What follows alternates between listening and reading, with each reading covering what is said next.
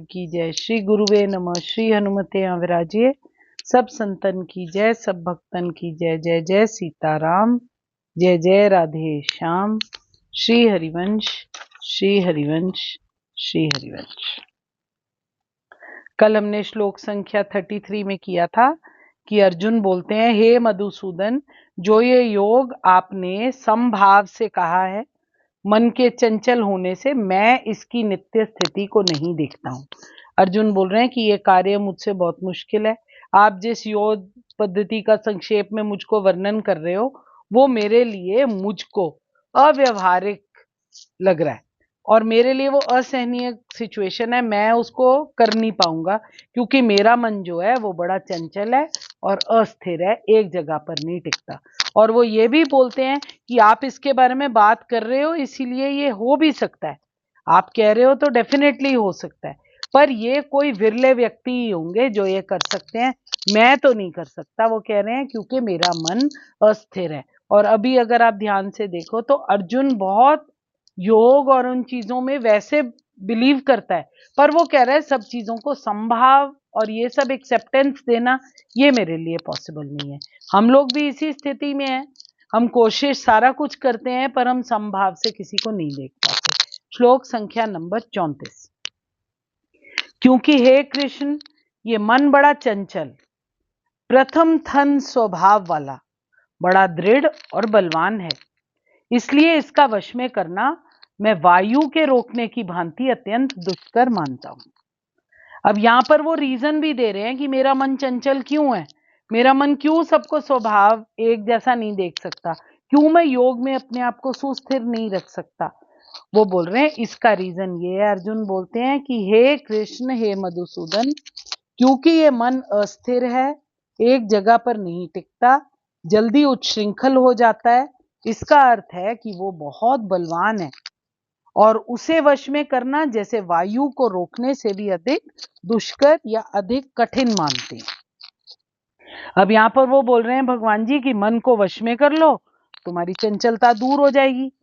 पर जो अर्जुन है वो मन को वश में करना बहुत कठिन समझते हैं, इसलिए वो बार बार भगवान जी को बोल रहे हैं कि भी मेरा मन तो बड़ा अस्थिर है, मैं कैसे मैनेज करूं। अर्जुन कहते हैं कि मन तो जो मेरा है वो दीप शिखा की भांति चंचल है, जैसे दूध दही को मथानी मथ डालती है, वैसे ही जो मेरा मन है वो भी शरीर और इंद्रियों को बिल्कुल शुद्ध कर देता है, उनको अपने बस के अंदर कर लेता है और मैं उससे बच नहीं सकता। विषयों के संग से जो मन है मेरा, वो मन के साथ मिलकर बुद्धि को भी शुद्ध कर देता है। अब आगे अर्जुन बोलते हैं कि ये स्थिर ना रहकर सदा इधर उधर भटकता रहता है और शरीर और इंद्रियों को बिलो डालने वाला है, मतलब उसको फ्रीली सोचने ही नहीं देता, दूसरी डायरेक्शन में जाने ही नहीं देता। जो मन कराना चाहे वही मन हमसे कराता है। हम सुबह उठते हैं, अगर हमारे मन में किसी चीज का टेस्ट घूम रहा हो, सारा दिन हमारे दिमाग में वो टेस्ट घूमता रहता है जब तक हम वो चीज खा नहीं लेते और हमारी तृप्ति नहीं हो जाती। आप सोचो, ये सिर्फ खाने और करने की बात है। अगर हमारा मन इस बात की डिसीजन बना ले कि हम किसी को 4 चीजें सुना दें, तो जब तक हम उसको सुनाएंगे नहीं, हमारा मन हमारे काबू में नहीं आएगा, मनमानी करता ही रहेगा। विवेक रूपी अंकुश के द्वारा बार बार अगर मन पर प्रहार किया जाए तो ये बलवान मन थोड़ा सा विषयों के मन से निकल सकता है, वरना नहीं निकल सकता। कार्य बहुत ही कठिन है। तो वो बोलते हैं अर्जुन, हे भगवान, मेरा ये मन जो है वो बड़ा ही चंचल है, मैं अपनी शक्ति से इसको वश में करना अत्यंत कठिन समझता हूं। और आपका तो स्वाभाविक गुण है, मन को बरबस आप अपनी ओर खींच लेते हो, आपका तो नाम ही कृष्ण है, आप हमारे मन का आकर्षण कर लो। अतः कृपा करके आप मेरे मन को भी अपनी ओर परमात्मा जी आकृष्ट कर लीजिए। श्लोक संख्या नंबर 35। अब श्री भगवान जी उसके जवाब में क्या बोलते हैं अर्जुन को, हे महाबाहु, उसको बोल रहे हैं जो इतनी सारी स्ट्रेंथ रखता है अपने अंदर और इतना स्ट्रांग है, वो अर्जुन को महाबाहु के नाम से बुला रहे हैं। निस्संदेह मन चंचल और कठिनता से वश में होने वाला है। परंतु हे कुंती पुत्र अर्जुन, ये अभ्यास और वैराग्य से वश में होता है। उसको बोल रहे हैं निसंदेह ये मन चंचल और कठिनता से वश में होने वाला है, परंतु हे कुंती पुत्र अर्जुन, ये अभ्यास और वैराग्य से वश में होता है। भगवान जी अर्जुन के साथ बिल्कुल युद्ध स्थल में खड़े हैं। ये कोई सिचुएशन इजी तो है नहीं, ये सिचुएशन इजी नहीं है कि वो उसको बोल रहे हैं लड़। तो वो यहाँ पर ये भी बोल रहे हैं कि जो तुम्हारा मन है, मैं तो एडमिट करता हूं कि बड़ा मुश्किल है इसको भाई काबू में करना, ये कोई आसान कार्य नहीं है। पर वो कह रहे हैं हे अर्जुन, अगर अभ्यास का प्रयोग करोगे, रेगुलरिटी दिखाओगे, वैराग्य के वश में ये मन जा सकता है। हे कुंती पुत्र, भगवान जी बोल रहे हैं चंचल मन को वश में करना बहुत कठिन है, ये बात मैं मानता हूं, पर उपर्युक्त अभ्यास से विरक्ति हो सकती है। ये नहीं है कि ये सिचुएशन इम्पॉसिबल है। यद्यपि मन का वश में होना बहुत कठिन है, परंतु अभ्यास और वैराग्य से ये सहज वश में हो सकता है। ये भगवान जी अपने मुंह से कह रहे हैं। अन्य विषयों से खींच खींच कर बार बार प्रयत्न से नाम का अभ्यास कर करके ये परमात्मा में लगाया जा सकता है। परमात्मा में मन लगाने का, परमात्मा को अपने लक्ष्य बनाने का, अपनी चित्त वृत्तियों के प्रवाह को बार बार परमात्मा की ओर मोड़कर उनमें लगा देने का प्रयत्न करने को ही परमात्मा अभ्यास के नाम से कह रहे हैं यहाँ पर, कि बार बार अपने मन को मोड़कर, अपनी चित्त वृत्तियों के प्रवाह को रोककर, अपनी इंद्रियों को मेरी ओर मोड़ दे। ओथो पुट्टो ते अच्छे लाओ। परमात्मा ही तो सर्वोपरि, सर्वशक्तिमान, सर्वेश्वर, सबसे बढ़कर है। एकमात्र परमात्मा ही है जिसको प्राप्त करना हमारे जीवन का लक्ष्य होना चाहिए। इस बात की जब हम दृढ़ता को धारण कर लेंगे और उसकी तरफ अभ्यास करेंगे तो हमारा मन हमारे काबू में आ सकता है। अब इसके तरीके क्या क्या हैं मन को काबू में लाने के लिए? श्रद्धा और भक्ति के साथ धैर्य से अपनी बुद्धि को बार बार समझाना, मन को बार बार सच्चिदानंद घन ब्रह्म में लगाना, इसका अभ्यास करना जरूरी है। और दूसरा तरीका क्या है? जहां मन जाए वहां सर्वशक्तिमान इष्ट देव परमेश्वर के स्वरूप का चिंतन करना। जिस भी तरफ मन भागता हो उधर जाकर भगवान जी को खड़ा कर देना अपने मन में। भगवान जी की मानस पूजा का अभ्यास करना, मानसिक पूजा में रहना। अब जैसे हमें किसी जगह पर जाना है पर हम वहां नहीं जा सकते, मानसिक तरीके से वो यात्रा पूरी कर लेना। मानसिक तरीके से वो कहते हैं भोग। एक बार हमने पहले भी बात करी थी, वो इत्र वाली स्टोरी की बात करी थी कि भगवान जी को वो नाम मुझे भूल गया, शायद माधव दास जी थे, उनके कोई शिष्य थे, इत्र का बोल लेके आए थे। और जो माधव दास जी थे वो राधा वल्लभ जी के साथ होली की प्रक्रिया में व्यस्त थे। तो वो जब इत्र लेके उनके पास आता है तो माधव दास जी गलती से उस पर हाथ मार देते हैं, सारा इत्र उड़ल जाता है और बड़ी दूर से वो इकट्ठा करके लाया होता है। बड़ा यूनिक इत्र होता है वो, डिस्टिंक्ट वाला। उसको बहुत दुख होता है पर वो अपने गुरु को कुछ कह तो सकता नहीं है, तो वो अनमने और दुखी दिल से राधा वल्लभ जी के दर्शन करने जाता है।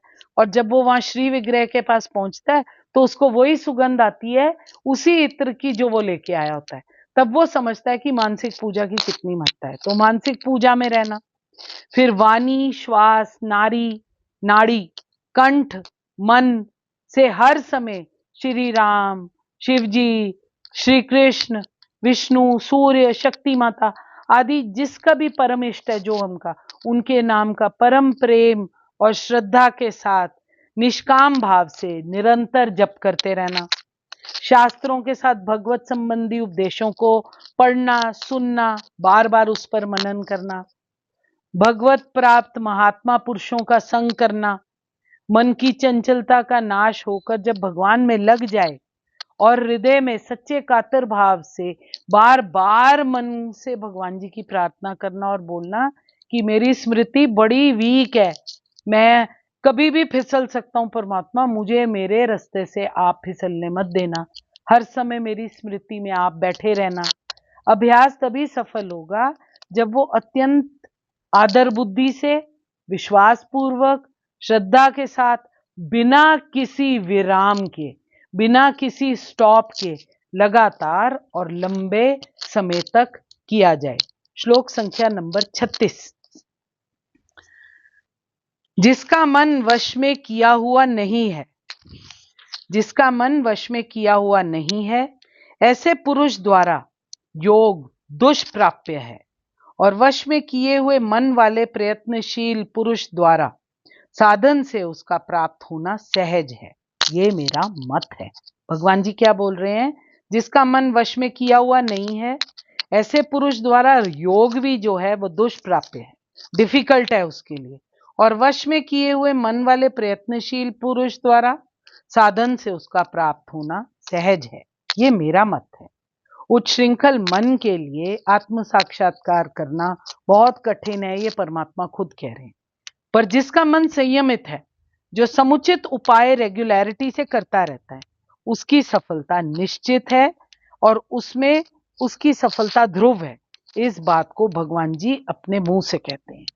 जो अभ्यास और वैराग्य के द्वारा अपने मन को वश में नहीं कर सकता, उसके मन पर सदा राग और द्वेष अधिकार कर कर बैठा रहता है। राग और द्वेष की प्रेरणा से वो बंदर की भांति संसार में कभी इधर जाता है, कभी उधर जाता है, उछलता कूदता रहता है, उच्छृंखल व्यवहार करता रहता है। और जब मन भोगों में इतना आसक्त हो जाता है तो उसकी बुद्धि कैसे स्थिर हो सकती है? ये क्वेश्चन हमको खुद अपने आप से पूछना चाहिए। वश में हो जाने के बाद जिसकी चंचलता बल दूर हो जाता है, वश में हो जाने के बाद जिस मन की चंचलता और बल दूर हो जाता है और वो सीधे सरल शांत और अनुगत शिष्य की भांति भगवान जी का आज्ञाकारी हो जाता है। जब एक बार उसके बल को कम कर दिया और उसको वश में कर लिया, उसकी चंचलता को कंट्रोल कर लिया। जैसे आपको पता होगा एक पागल घोड़ा होता है, या एक जैसे घोड़े को शुरू में लगाम जब पहनाते हैं तो वो एकदम पूरी कोशिश करता है कि मेरे ऊपर जो राइडर बैठा है मैं उसको गिरा दूं, किसी तरीके से उछलता रहता है, कूदता रहता है कि ये नीचे गिर जाए, पर वो राइडर ढीठ की तरह उसको पकड़े रखता है। बहुत देर तक घोड़ा कोशिश करता है कि वो उसको गिरा दे, और फिर अल्टीमेटली घोड़ा शांत हो जाता है, और फिर वो व्यक्ति को रिस्पॉन्ड करता है जिसने उसको पकड़ लिया, और वो उसके ऊपर लगाम भी डाल देता है और उसके ऊपर अपनी सैडल भी डाल देता है और उस पर बैठकर आराम से राइड कर सकता है। ऐसे ही जब हमारा मन कंट्रोल में हो जाएगा, वश में हो जाएगा, रेगुलरिटी से, परमात्मा के नाम से, साधु संगतों के साथ, श्रद्धा भक्ति से, विनय से, भगवान जी से प्रार्थना कर कर कर, उनका नाम जप कर करके, शास्त्र विहित कार्य करके, शास्त्र पढ़कर, सत्संग में रहने से, कीर्तन कथा करने से जब हमारा मन वश में हो जाएगा, सीधा सरल शांत और अनुगत शिष्य की भांति ये आज्ञाकारी हो जाएगा। और जब जहां और जितनी देर तक मन को लगाने का मन होगा, वो चुपचाप उस जगह पर लगा रहेगा। ना वहां लगने में वो आनाकानी करेगा, ना वो अपनी इंद्रियों की बात को सुनेगा, ना कहीं इधर उधर भटकेगा, ना इच्छाओं से आपको हटाएगा, ना ना उपद्रव मचाएगा मन में। शांति के साथ जिस इष्ट वस्तु में आप उसको लगाना चाहोगे, उस वस्तु में वो घुल मिल जाएगा। इसका मतलब ये पॉसिबिलिटी भगवान जी अपने मुंह से बोल रहे हैं कि ये है। सहज ही में आपको पता भी नहीं लगेगा कि मन का आपके शरीर से कोई अलग अस्तित्व भी था। इंद्रियां अलग इधर उधर ले जा भी सकती हैं। इसी को कहते हैं मन को वश में करना। मन वश में जब हो जाता है, उसके बाद प्रयत्न ना किया जाए, मन को परमात्मा में पूर्णता लगाने का तीव्र साधन अगर नहीं किया जाएगा तो हम फिर से फिसल जाएंगे। मन को वश में करने के अनेकों साधन उन्होंने बताए हैं। कामना और संपूर्ण विषयों को त्याग कर विवेक और वैराग्य से पवित्र, स्थिर और युक्त बुद्धि से परमात्मा का ध्यान करना, नित्य निरंतर परमात्मा के स्वरूप में अपने मन को लगाना, किसी और चीज का कभी भी चिंतन नहीं करना, संपूर्ण चराचर जगत में परमात्मा को ही देखना, हर जगह परमात्मा का स्पर्श करना, समस्त दृश्य प्रपंचों में परमात्मा का ही स्वरूप समझना, उन्हीं को हर चीज में ओत प्रोत समझना और उनका स्वरूप हर समय अपने आसपास महसूस करना। शरीर, इंद्रियों और मन के द्वारा संसार में जो भी क्रिया हो रही है वह गुणों के द्वारा हो रही है, इस बात को समझना। इंद्रियों को इंद्रियां अपने अपने जॉब्स को कर रही हैं, इस बात को समझना। अपने को उन सब क्रियाओं से सर्वथा अलग समझना, पृथक समझना।